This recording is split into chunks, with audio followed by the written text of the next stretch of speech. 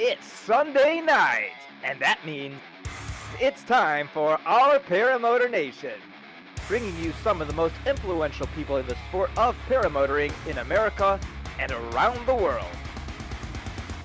Tonight's show is sponsored by Fly My PPG, offering a full-service paramotor training experience. Florida Flight Sports, year-round training. You can do this.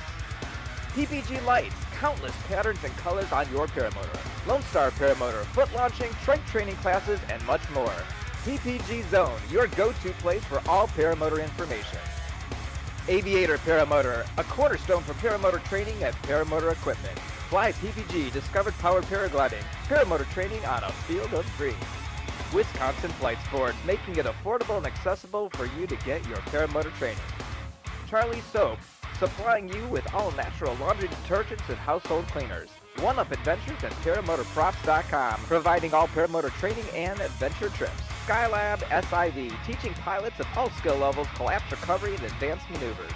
True North Paramotor, offering American-made, fully customizable frames as well as wings and accessories. Blackhawk Paramotor aims to provide the safest and most powerful paramotoring equipment. Paraswag USA, your complete powered paragliding gear source.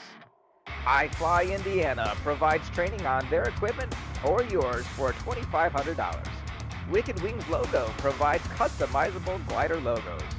Check out all of our sponsors with links to their websites along with past episodes and much more information at www.ourparamotornation.com. And now, it's time for this week's episode of Our Paramotor Nation. Well, good evening, everybody. It's Sunday night. Welcome to Our Paramotor Nation. So glad to have you here. First, I want to welcome everybody that is live watching. Mark Rogers was the first one to check in tonight. Anthony Peregringo, Chris Fenimore, Bill H. Oh, my goodness. Who else? Andy Byram? Andy Byram says this is the first time he's able to catch the show live. So, Andy, we're glad you're here. Craig Taylor, our buddy's there. A lot of people. Paramotor Theory, thank you all for being here. Yankee Paramotor, Want to Fly, and I think I saw Walter Priori as well. Thank you guys for joining us tonight. And also, if you're not watching live, if this is post-show for you, thank you for tuning in and watching. We really appreciate it. Aaron I says he is EFD bound. So for anybody that is traveling to Endless Foot Drag, please drive safely. Our guest tonight, he's going to be here in a few moments. That's Greg Anthony Harris. We have not been able to get in touch with him yet. Cynthia Lecomte has said that she's trying to wake him up desperately, so he will be here hopefully in a few moments because he's actually going to be broadcasting from England tonight, and because our friend John Gasparra-Ripa has to get up at 4 in the morning, we're not going to have an after show tonight. So Johnny, hi buddy. Hello, everybody. Are you all packed and ready to go? I am packed and ready to go. And as you can imagine, I am super exciting. I will be taking delivery on my brand new Paramotor. So, yeah. Nice. Very nice. John, last week we talked a little bit about the upcoming episodes. I thought we would talk about them briefly here because we have 5 episodes lined up. The first one is going to be next week with Todd Scandrett, Resurgence PPG. He's going to be bringing a couple of I don't know if he's going to be bringing candidates on or if he's going to be bringing on people that have recently gone through the program. But we're going to be hearing from Todd after that the week. Yes, we did confirmation today. Maria Blandon will be joining us. She's going to be talking about her journey through the sport, going into paramotoring and then into paragliding, the difference between paramotoring and freestyle. And she's been making some time to go and fly in Costa Rica. She's going to be talking about that. The week after that, we're going to tone it down a little bit more serious. We're going to be talking about some of the results that can happen from ground starting. Ryan Bond, pilot of about a year, says, I'm never doing it again. You can see right there in the thumbnail, his arm got a lot of stitches, and another gentleman lost a finger. Also, Justin Fox is going to be joining us on that episode as well. He's going to be talking about safety. I may have another guest to bring in. Haven't confirmed that yet on that show. Now, the week after that, something different we're going to do. Can you believe it's almost Christmas time and holiday season and time to start thinking about what you got to tell the in-laws you want for the holidays, the Christmas time. So, Larry DeChico is going to be joining us from Para Orange. Mark is going to be joining us from Paraswag, 2 great companies that supply ancillary products of paramotors paramotor pilots and paraglider pilots. So tune in for that. They're going to be showing you some of the new stuff that they have. And then on October 24th, the Halloween Spooktacular. John, that is going to be such a fun show, buddy. I can't wait. I can't wait. Last year was absolutely amazing. Okay, now here's the problem. We had 5 people booked for that show, right? But after I made that announcement last week, I think it was like another dozen people that said I wanted to be a part of it. Please, let me be a part of it. And that's too many people, and I don't want to have the Hollywood squares going around on this little screen here. So the only fair way was to put everybody's name in this cup, and I've got a lot of papers in here. And each week we're gonna pick a name. That's the only fair way to do it, John. Right? So That's it. let's look through here. Who's going to be? All right, I'm just going to pick out a random paper. You ready? This is and next week we'll announce the next. We'll just keep doing this. All right, the first person coming on the show. Oh, this is a good one. Tom Kubat. Tom Kubat. Congratulations, right. Tom Kubat. You may not have known that you asked to be on the show, but you will be represented on the show for the Halloween Spooktacular. That's going to be great. Wait, I'm sorry. Hold on. He's ready? Okay, just got an announcement from the producer that we have Greg Anthony here, so we're going to, I believe he's ready to go. Greg, there he is. Greg Anthony, Michael Phillip. Hey, Rodriguez what's up, Greg? What's up, buddy? Gentlemen, hello. Wow. That was a lot of stuff to go through. Yeah, right it's early there. here. How you doing, buddy? It's early here. Greg Anthony Harris has been on our show. Is this how many times? You're becoming the Alec Baldwin of Saturday Night Live here. No. although I think Kyle Mooney may have the title. May have the title, but this is Kyle like the has it. third or fourth time. The first time Greg came on was the first day he made his very first flight. Right? Yeah. So, and I think you've been on a couple times as well, but we're on for a whole different reason. As everybody may or may not know, Greg Anthony Harris has a little YouTube channel, but almost, how many subscribers now? It's over 4.5. All right. And when you came to John and I saying, please, John, David, please help me with my little YouTube channel, you had less than 1,000 subscribers at that time, and now it's exploded. And Greg does a lot of great videos, beautiful videos, as you may know. He's done some 360 camera videos as well, which have done great things on YouTube. And you can talk about that a little bit as well, because that's been a thrilling thing as well. But for the last 2 months, as I've been talking about on some of the previous episodes, he's been in England. And why don't you start with whatever you want, Greg, and tell us what the heck you're doing. And you're still there now. I thought you were supposed to come back to Canada. So what the heck's going on? Yes, I'm supposed to be back in Canada. When we arranged to have this this show tonight, it was on the understanding that I'd be in Canada and therefore we'd be roughly on the same time zone. Mm-hmm. But cut a long story short, I'm not very good with paperwork. So there's a piece of paper that I needed that I didn't have. So it's just me failing with administration. So it's cost us a couple of weeks. We got turned around at the airport. We're back down in Dorset. We've been flying, which has been amazing. So we've made the best of a bad and expensive situation. But we'll have it sorted out soon. So, all right. Yeah. So you're there now. And what caused you in the first place to go over? Well, I had this idea for a video, and I was speaking to the guys at Parajet, and they said to me, do you have any ideas for videos that you want to do? And I said, well, actually there is. And I explained this kind of crazy idea of catching a drone in the sky. But also not just doing the stunt, but taking the responsibility of trying to show what the potential risks could be of doing something like that. I think that's something that a lot of people miss, not just in paramotoring, but in other YouTube videos as well. They do these stunts, but they don't really, take on the responsibility of showing what could potentially go wrong. So I wanted it to be like a full episode showing everything leading up to the stunt itself. And I knew that Parajet had this amazing testing facility at their factory. They've got this amazing yard out the back with these blast screens, like bulletproof blast screens, and they have this incredible test cell where you can strap a motor in, and you can do so many different types of tests on the motor itself. It's amazing. And they said, well, why don't you come over and we'll do it. So I was like, okay, just come on let's over. do it. So Yeah, come on over. just come on over.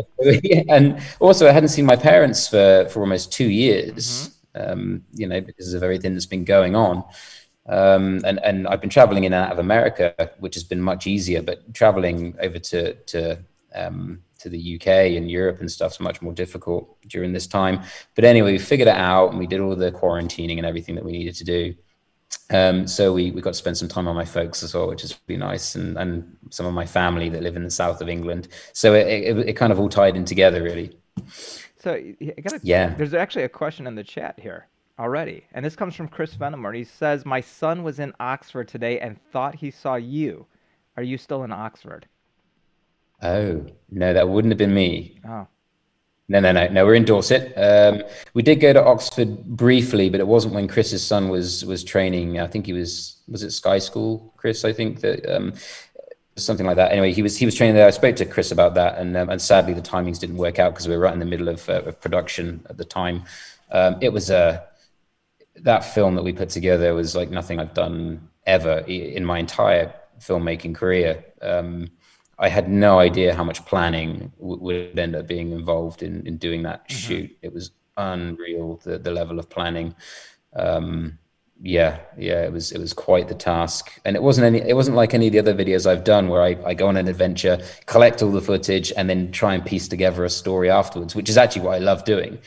But this was more of a Mark Rober kind of, like an actual designed YouTube video. I don't know if you know who Mark Rober is, but he's a YouTuber that did that, the assault course for the squirrels in his garden. Did you ever see that video? The squirrel assault course in the garden. And he does all these crazy scientific kind of videos. Think you may have showed me that video when you were at my house. You showed me some really weird videos that kind of freaked my kids out, I remember too.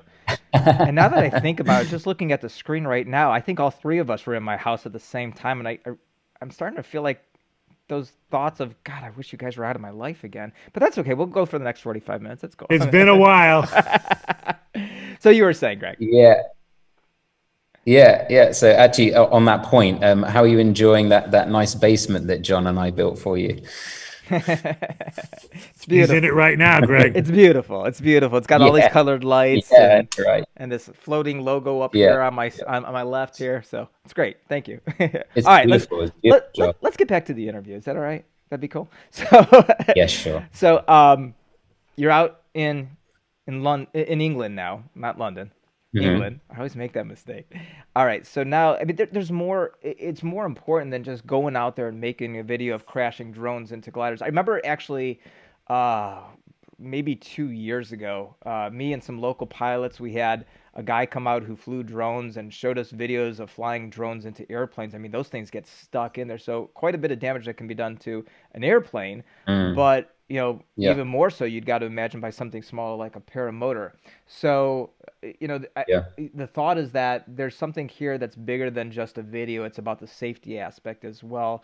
I guess going into this, what were your thoughts and planning it all out? Yeah, well, first of all, I mean, it's important to say that I have nothing against drone pilots or filming paramotors with these types of drones, which are incredibly fast drones. These racing drones, they can go, I mean, some of the bigger ones, they can go up to over 200 miles an hour. It's insanely fast drones, so fast that you can barely see them when they're at full speed. I've got nothing against using those to film paramotors at all. I think some of the shots out of these things are absolutely unbelievable. And they're shots, as a filmmaker, I just could not get 5 years ago. Like it's unreal. There's some stuff that's been done recently in Iceland, flying over that volcano that's erupting. It's been erupting for, I think, the longest any volcano has ever erupted for in Iceland. And they're getting shots that you just could not get 5 years ago. So I love this technology and I think it's fantastic. But like I said in the video, I just noticed that people were using them more and more, and nobody really seemed to be having that discussion. Well, what would actually happen here? Like if something went wrong here, if one of the drones hit the wing at full speed, or one of the lines, or the prop, like really I mean, we all know it's that if you have a prop breakup in flight, that's bad news however it happens, whether it's a bolt going through the prop or whatever, a hairline fracture that you don't see in the prop, and then suddenly it breaks apart on you. We all know that's bad news, regardless of how it comes apart. But like the wing and the lines, what's the story there? So I really just wanted to have a bit more of a look into it, really, to see, well, what are these potential risks? And it was really, I set up worst case scenario for all of the tests. So that drone was booking it. I mean, that thing was going 130 mile an hour when it hit that wing, about 100 to 120 miles an hour, I think, when it hit the line. It wasn't going full speed when it hit the prop.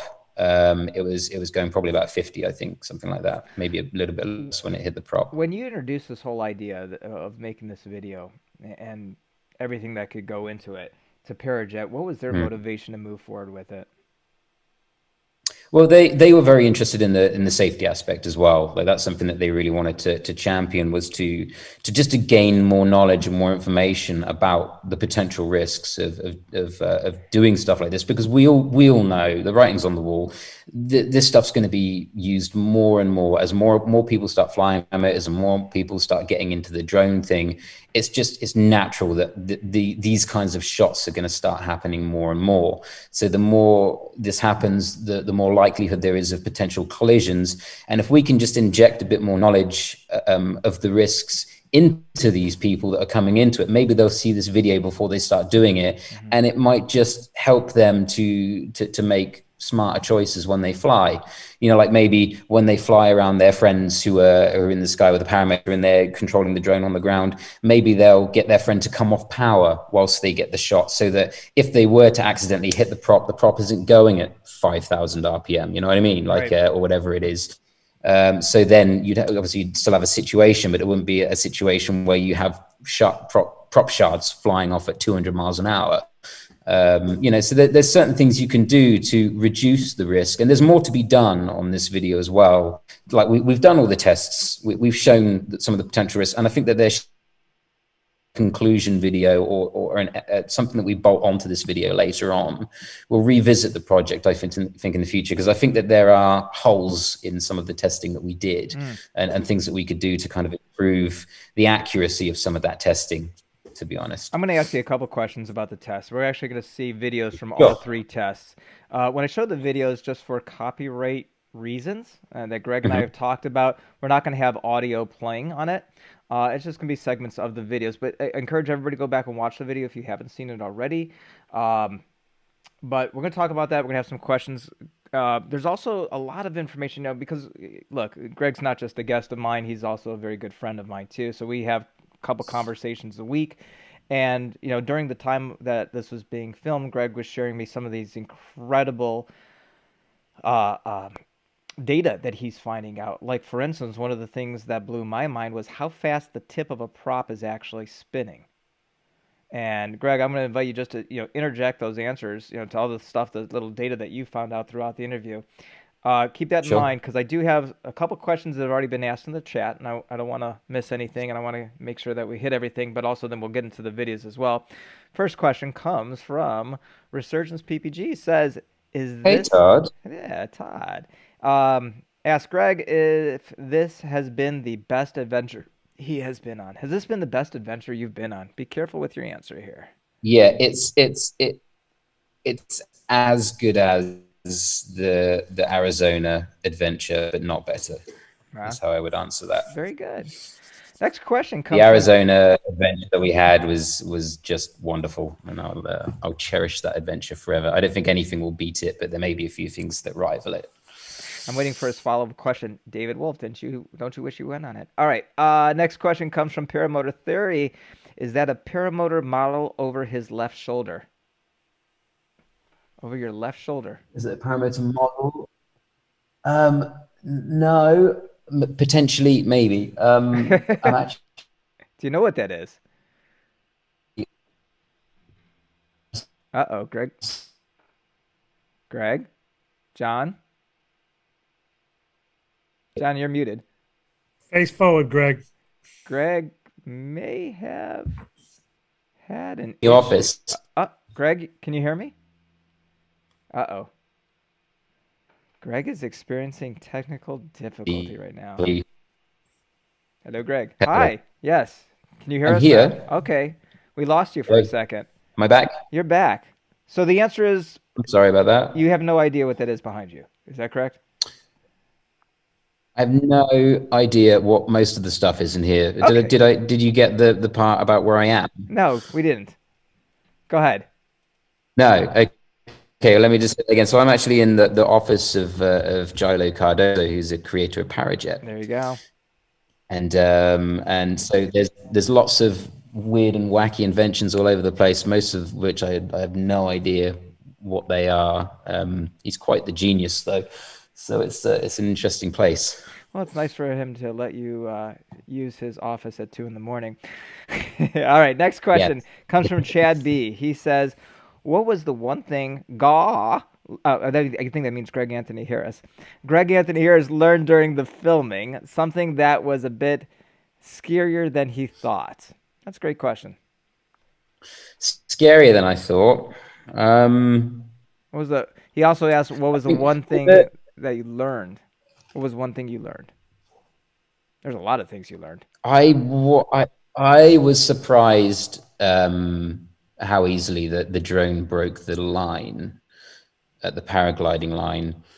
But that's one of the tests that I think that more information or more data is needed, because I don't know whether we actually did that test right or as accurately as we could have done, because the lines were shorter than they would be if they were actually on a wing, right? So I think they're about 4 times shorter than they would have been if they were actually stretching up to the wing. We tried to get the tension right on those. So I've got 28 lines on my glider, and I'm about 220 pounds with a paramotor and half a tank of fuel, which is usually what I fly with. So that works out to like almost 8 pounds per line, 7.8 pounds, something like that per line. And we had 4 lines that we'd stretched down for the test, which is about 32 pounds, 30 pounds total tension on those 4 lines. But because they were 4 times shorter, does that mean that I have to divide that number by 4 again to get a lower tension because they were shorter lines? I don't know. More testing is required. And I think that the only way to really do that test accurately is to go into a wind tunnel and inflate a wing at about 25 miles per hour, and then fly the drone into the wing, because then you've got the lines tensioned and at the correct length and fully set up like a flying situation, and then fly the drone into one of those lines to see whether it would actually break, or whether, because it was longer, it would spring and come back. I don't know. But what I do know is these drones go so fast, you can barely see them. I mean, it's just an absolute blur. You couldn't fly them line of sight. You have to use the video goggles and see what the drone sees. It would be impossible to fly this thing if you were just looking at the drone in the sky, because it's just gone. Yeah. So I still think that it would break the line, but that at the time I wasn't sure, and I was quite surprised how easily it was like it was nothing, and it just carried on flying and then fell into the field. I'm going to ask one more question So from the chat here, and then we're going to get into the videos, because you and I talked about one of the discrepancies I thought about on that line one too. I want to talk about that. But so last question, last from the chat for right now. Comes from Pearl Jam. How many years did Greg do film editing before he did his first paramotor video? So that's a good question about your history. It was over 10 years. Yeah. Yeah, over 10 years. I was a music lecturer at a university and a college for about 7 years. And whilst I was doing that, I started getting into filmmaking and started teaching a bit of filmmaking, and eventually just fell in love with it so much I gave up the music teaching and just went full-time as a filmmaker. That was about 10 years ago. Done all sorts of weddings and promotional videos for companies and all kinds of stuff, real estate stuff, lots of boring stuff, actually. The YouTube channel is the passion. But to pay the bills, it's a little bit less glamorous, unfortunately. There you go. And now you can see I'm on TikTok as well. Now, let's go. We're going to watch the first video. So this is going to be the video. I'm going to kind of talk us through it here. And so this is going to be the drone going into the glider. So first thing we see is this little young man here who apparently invented the way to inflate this glider. Now it's standing up on its nose. And we can see the glider zipping through. And of course, Greg Anthony Harris fashion, a shameless plug. Please subscribe to my YouTube channel there. Very nice. And we see the glider going and creating a hole onto the underside of the drone, creating a hole into the underside of the glider, and then it's being fished out. There we go. Greg, talk about that. Putting that test together, and what did everybody who was standing around think of it and their thoughts about it? Sure. So we made the decision quite early on to inflate the wing itself. Initially, we're thinking maybe we just hang the fabric up and kind of tension it with bungee cords, kind of thing, and just try and fly through there. But I wanted to try and simulate it as close as I could to a flight situation. Basically, I was thinking, what would happen if you flew the drone up through the bottom of the glider at full speed? Because these drones will go 130 miles an hour straight up, right? Not just forward flight, but straight up they'll go that fast. So let's say you have a situation where the FPV pilot loses signal, but for some reason they gun it like up really, really fast, full speed, lose signal, hit the bottom of the glider. Is it going to go straight through? Is it going to make a hole? What's going to happen? So we needed to inflate it on the ground. We didn't want to inflate it on the ground with somebody underneath it, just kiting it, because it was just too dangerous. And also there wasn't enough of the profile of the wing to aim at, because it would have been, like flying this direction. We've been able to get underneath it. So we had to lay it down kind of like a wall. So then it was like, okay, well, let's just like find some kind of a, those pumps that you get for the bouncy castles, so we couldn't find one of them. So we had to make one. And Barney, who lives here, he's this incredible, like, genius engineer. And the first time I met him, he was TIG welding in the garage. He's 11. I think he's 11. And it's just amazing. So I was like, okay, well, let's see what he can do. So I gave the project to him. He was super excited to get involved. Okay. And like the next day, he turns up with basically a jet engine on the end of a stick. And we nicknamed it the Wingflator 5000. Okay. I said to him, you do realize you've invented something that is absolutely the first of its kind in the world. Like, it's a device to inflate a wing on the ground so that we can fly a drone into it. It's just the most bizarre thing. And he delivered, and it worked. It literally worked first time. I had to seal up all of the cells in the front of the wing except for one of the cells. And then we went for it, and it just worked first time. It was absolutely amazing. And there was enough pressure in the wing to stand it up by itself. So it just sat there. Nice. The only reason in the test you see people either side of the wing holding it is because it was quite windy. But if it was a still, calm day, that wing just would have sat there like a wall completely by itself. So most important question on this test would have to be, if a drone hit my glider while I was flying it, would I still be able to safely fly, or would I be falling straight down from the sky? What did you guys determine that answer would be? I think that in our test,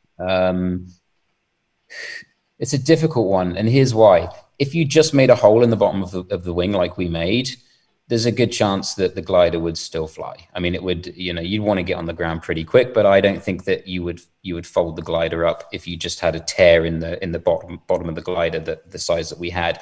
Here's the problem: is it didn't break through both skins. It just went through one layer and ended up inside the wing. So now what you have is a drone which weighs about 800 grams stuck in the trailing edge of your wing, because it's inside the wing now, right? So it goes inside the wing, goes to the back of the wing if you're flying. So now literally inside the cell of your wing at the trailing edge, you've got an 800-gram drone, right? Now, what would that do? What would that do to the wing? I mean, there's a good chance that would affect your flight dynamics. It would act like pulling brakes, of course, right? What's that? It would act like you're pulling a brake. Maybe, yeah, but if it comes in on one side, then it's going to be pulling on one side. So now you're instantly going into a turn, and how hard is that turn if you've got the weight of a drone pulling the trailing edge down because of the weight of it, and it's wedged away at the back there? Okay. What would that do to the flight characteristics of your wing? I personally still think you'd probably be okay. I almost feel like it would be less dangerous if it just went through both skins. That's what I was thinking too, like a bullet. John Ripa, you're sitting there thinking about this, but using your imagination. What are your thoughts on that? I think you just lean to the good side, fly the good side of the glider. I think you'd be fine. And just get down as safely and quickly as you can. Yeah. Okay. Well. Yeah. Interesting. I think these tests brought up more questions than answers, I think. Wow. But it's Okay. good because it gets people talking about it, which is what I want. Yeah. Well, let's hope we don't fly into any drones. And I guess, yeah, Mm. I guess you would imagine if a drone's coming at you, if it's gonna hit the glider, it's probably gonna hit the front of the glider anyhow, and probably destroy some of the cells. Maybe bounce off of it. I don't know. But the Mm. next thing that you would imagine is it's probably gonna hit a line. Correct? So, Yeah. with that being said, and I know there's some questions. We'll catch up with them, starting with, well, hell, let's just hit JP Tulo's one question, then we'll just move on. JP wants to know what kind of hair products you're still using now. What kind of hair products? Yes. Nothing All special. right, there you go, JP. I'm quite lucky.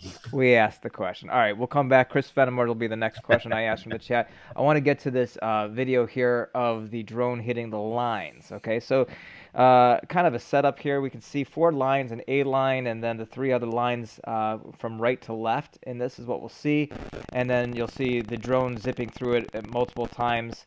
The last one is a slow motion. Well, let's just take a look. Here it comes zipping through the looks like an A-frame. And zip, zip, zip, zip, boom. All right, there it is. And then slow motion. Here it comes in. It's going to catch just this. It looks like it just caught the last line. It But, did. yeah. Now, at first glance, Greg, it looks like that it snipped it, but it didn't snip it. What really did happen there? No, I was surprised that it didn't break the line at the impact point because the edge of the frame of that of the drone is carbon fiber. Mm-hmm. It's quite sharp. I mean, if just that frame hit your hand at 130 miles an hour, it could take a finger off. I think it's quite sharp. So I thought that's what would actually break the line. But what happened is the line broke further down, and it was bizarre. I don't know if maybe there was a weakness in that line potentially. I don't know. It didn't break at the well. We tied a knot at the bottom, but it didn't break at the knot, so that wasn't the weak point. So I don't know. I think it was just the blunt force trauma of it just ripped the line apart. And I mean, Kevlar doesn't stretch, right? I mean, Kevlar will just break. Snapped, yeah. Yeah, just snap. It doesn't flex at all. I don't think, which is why I'm not sure if it would matter if it was 4 times longer. It still wouldn't stretch. But what would happen is it would lift the pilot up and bring the wing down. Is probably what would happen in flight. Well, and so John, I had made this comment to Greg last week when I saw this test, and I had said first of all, these lines are attached to solid points, and if something hits that line, either the glider's going to come down or the pilot's going to go up. Most likely, I would think the glider would come down. Well, maybe not. I don't know. One way or the other, one thing is going to happen or something. It doesn't have that stiff tension like it is tied to 2 things. So, it might break a line, maybe break 2 lines going through. But in my opinion, after going through an SIV course, you'd still be able to fly the glider. John, what would you expect to happen? Oh, I'm sure you'll be able to fly the glider, even if it took a couple lines out. There's plenty more lines to hold you up. All right. So what about as an A, one of the outside A's? I mean, we've collapsed the front of the gliders, and they pop right out, and they still fly. I mean, and you could always fly the good side too. Mm-hmm. I'd be more worried about that broken line if it broke up by the glider going through the prop and getting wound up in the prop, because that can suck everything in. Mm-hmm. That would be my biggest fear. That could get winched in, Yeah, exactly. And then it pulls on your riser and everything else goes in. Yeah. Oh, you'd absolutely. be without a glider. You'd be with it. The whole thing would get sucked in, chopped, and it'd be a bad thing. Well, it'd be a bad day. Yeah. It's the stuff of nightmares, isn't it? Yeah. That'd make a great viral video if you could make that happen in the next one. So before we answer ask some questions from the chat, Greg, any other, from what you guys found out from this testing, what did you find out from this testing? What was the determinations that you found? What from the wing and the lines, or are we just talking about just the lines? Just the lines. The lines. Yeah. Okay.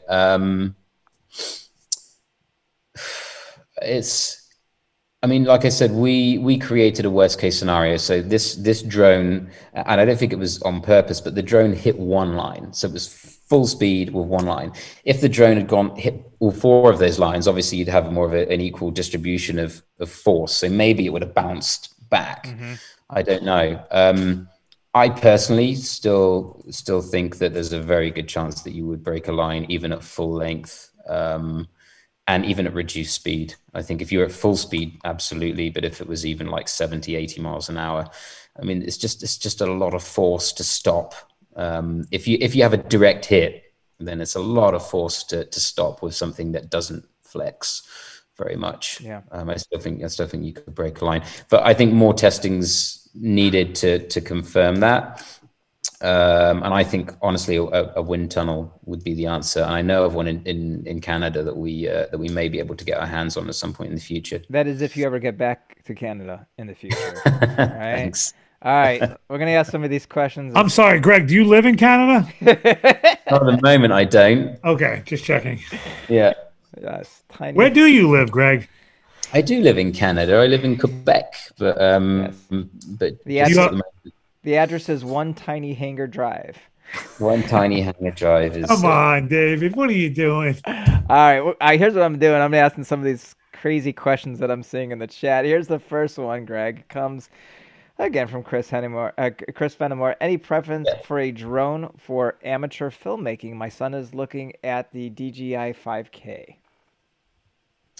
DJI, yeah, DJI's a really good drones. I've just got like the mini one that doesn't even do 4K, like the original mini drone that's under 250 grams, meaning that you don't have to get all the certification and stuff.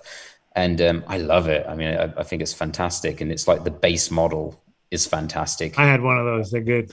Yeah, really. Like it just like even the base model mini one is awesome. So DJI's fantastic little drones. They're really good. I did actually see somebody in Arizona fly into a DJI drone. It was one of the bigger ones, the Mavic, the proper Mavic, and that thing bounced off the lines. And it didn't even crash the drone. It just carried on flying. It kind of righted itself, and that's in one of the Arizona videos. It's the second video, I think, when we fly over the Eye of Grande. If you look at that episode, there is a section in that episode where somebody's flying along. They don't see the drone. By the time the drone pilot realizes, I think it's too late, and this guy just flies. He's only about 15 feet off the ground, flies straight into the drone. Drone spins around, rights itself. There's no damage to the line or anything. Crazy. And I think that really the DJI drones are smaller drones that don't fly very fast like those. They're dangerous to the prop. I don't think they're particularly dangerous to the wing or the lines. It's only really those high-speed drones, I think, that are the real dangers to the wing and the lines. But everything bigger than a bolt is dangerous to a prop. Yeah. Resurgence PPG says, "Can you ask Greg if he saw that the UK is going back to the imperial system of measure, so we don't need to use grams anymore?" Anything about that? Nothing. I'll make a few calls. Thank you. Know. I'm trying to find more questions here. Oh, the whole thing just skipped on me. All right. Okay, so this is a question. I think I'm going to read this question, but you can answer this after we watch the next video, and that is, did the drone have carbon fiber or plastic blade? Oh, no, the drone itself. I was thinking something else from that will come in. But the drone what did it have, carbon fiber or plastic blades? I can answer that now. It was plastic blades, and it was this kind of plastic that you could bend this stuff all day long, and it would go back into its original shape. So it wasn't the carbon fiber, but and again, that may have made a difference if they'd have struck the line, I think, as well, because I think they're sharper, the carbon fiber blades. But no, it was just the blades. It was almost the original blades for all three tests. Literally, we picked the drone up. It did cartwheels for one of the tests. We bent the blade back into shape. It was fine. We flew it again. All right. Incredible.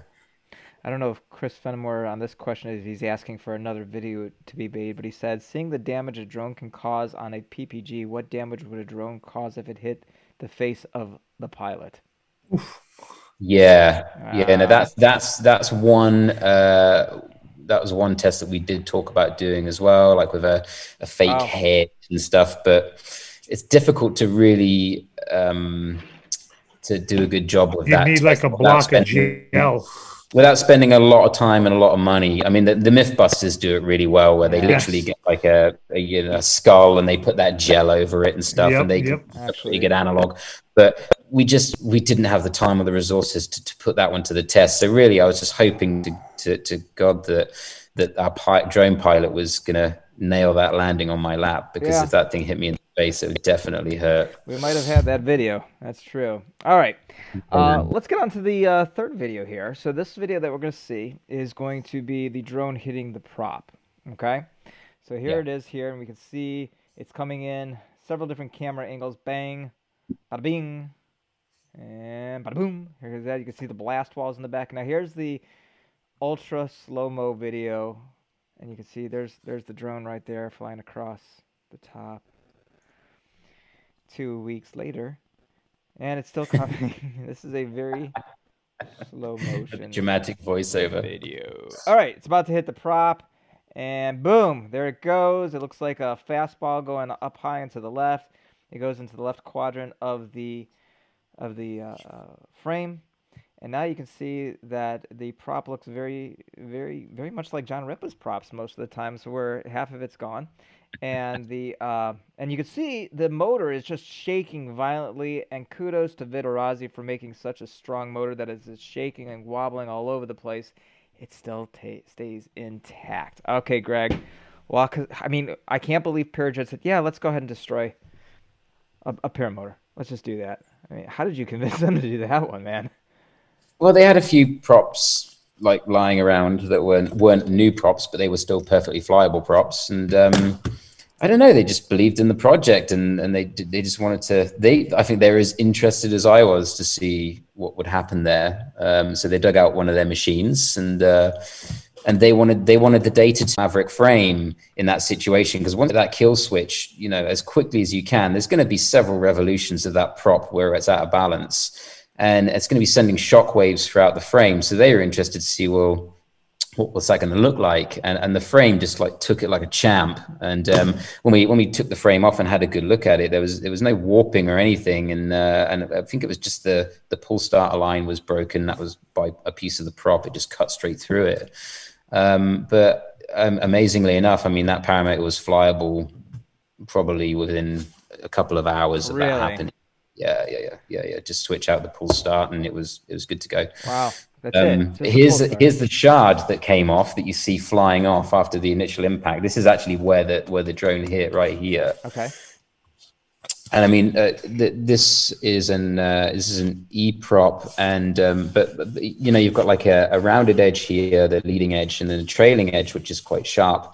And it's not that sharp. I mean, I could cut an apple in half with this if I pushed hard enough. Mm-hmm. But this part here where the break happened, I mean, every time I get this out of my bag to show people, I stab myself in the finger. I mean, this is really, really sharp.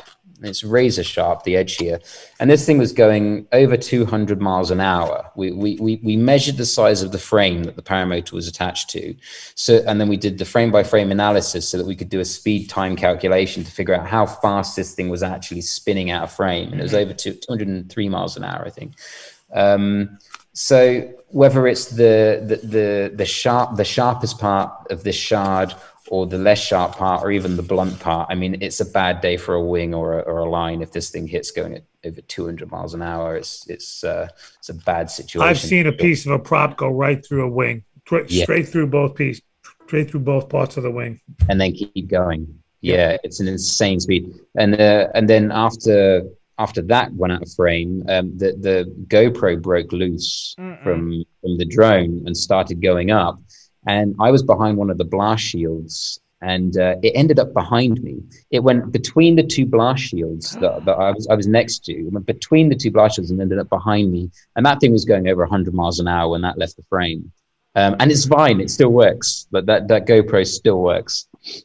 When you saw this, and I know, so the timing of this happened right about the time where my buddy Jason lost his fingers in my driveway.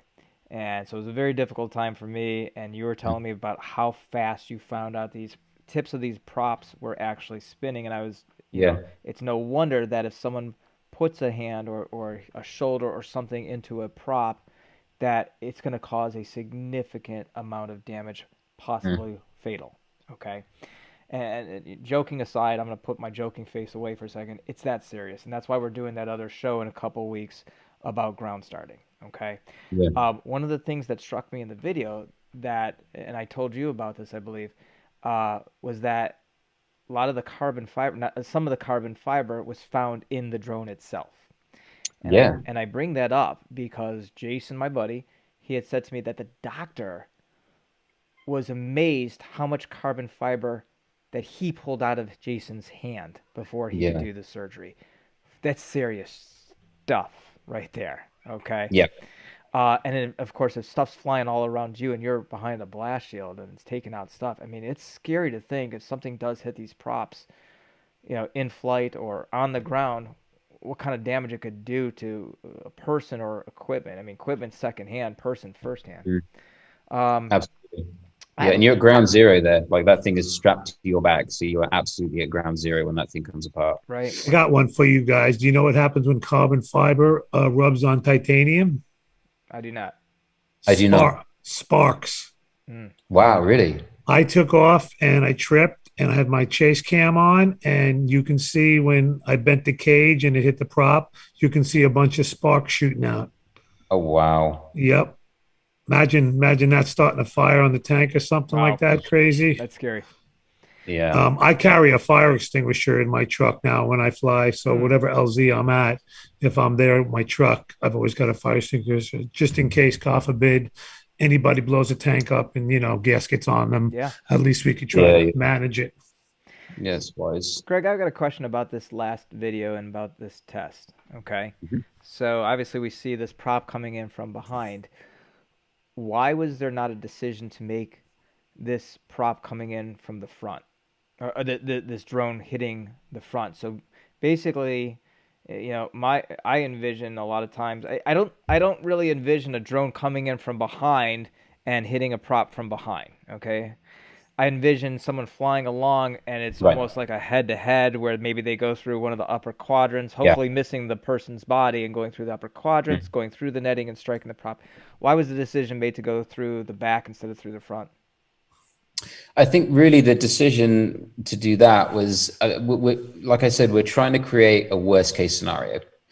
So the worst case scenario is a direct hit on the prop, and we didn't come in directly behind the prop because of the prop wash, so we weren't sure whether we get an accurate kind of hit on it. So we came in from the side and came down from the side. But really the answer to that is that in these sets of tests we wanted to do a worst case scenario, and really the worst case scenario for this test is that direct hit that we ended up getting, rather than coming from the other side and going through the netting itself.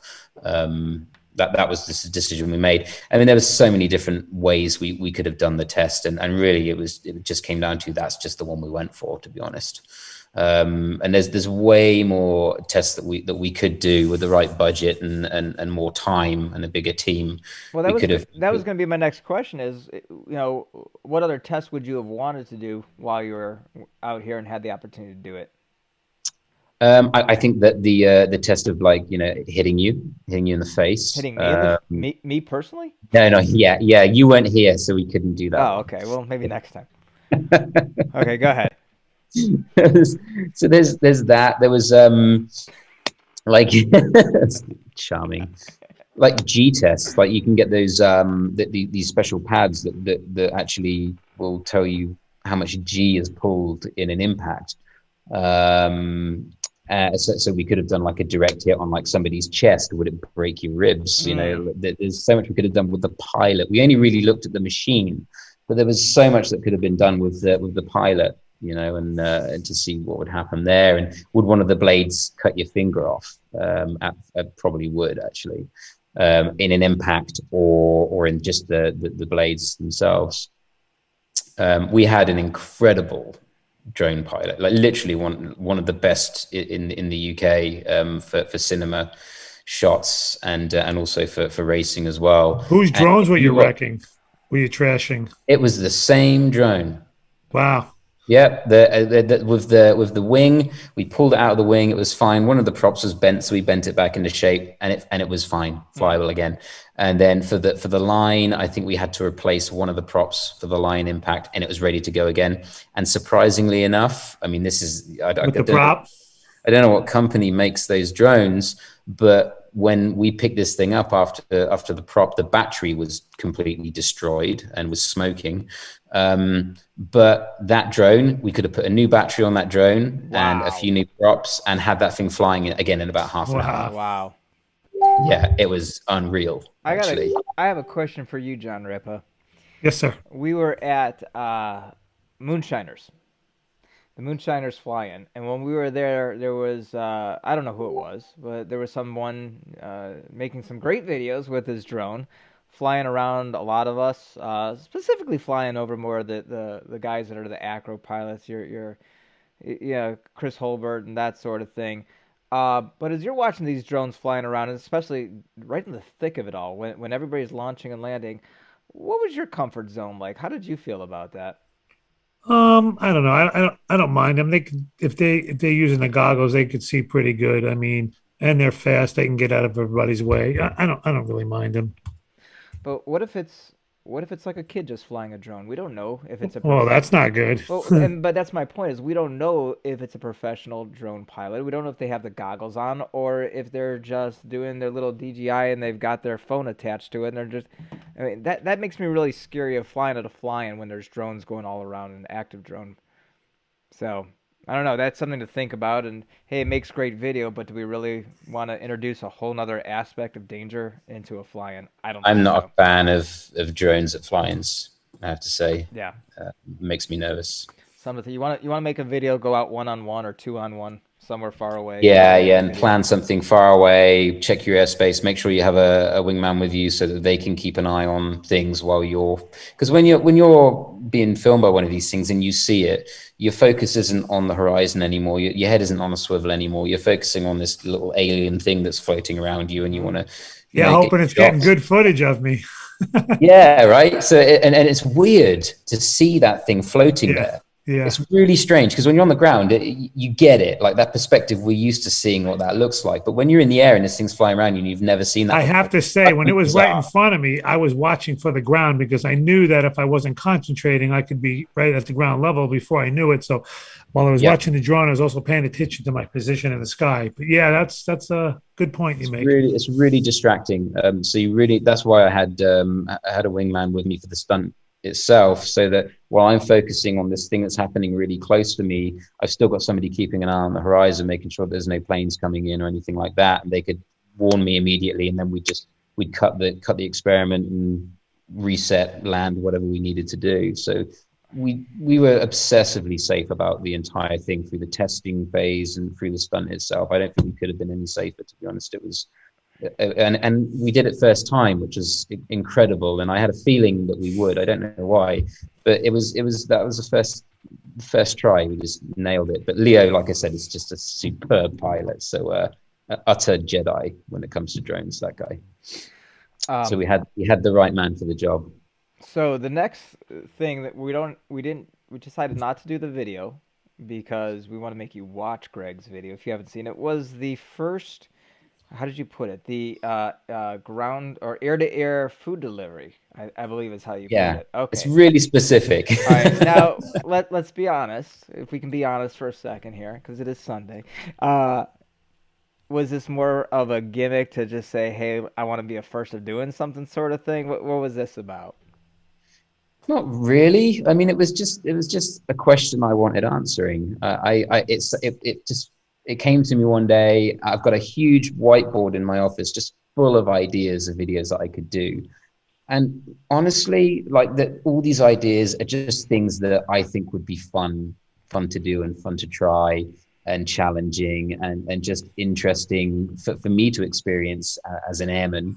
And also it's nice to think that maybe you could be the first to do something and do it in a way that allows people to kind of see not only the risks of something like that, but also how cool it could potentially be as well. I'm sure, but also the responsibility of showing all of the dangers, I think, is important, because because I think I was the first to do something like that and make a video like that, there's a good chance that other people are going to do that now. Of You know, I think that YouTube videos of people catching drones in the sky, being delivered Red Bulls or whatever it is going to be next. Yeah. I think that there's a chance I've started something here. So at least I started something with, hey guys, this is the potential risks. Yeah.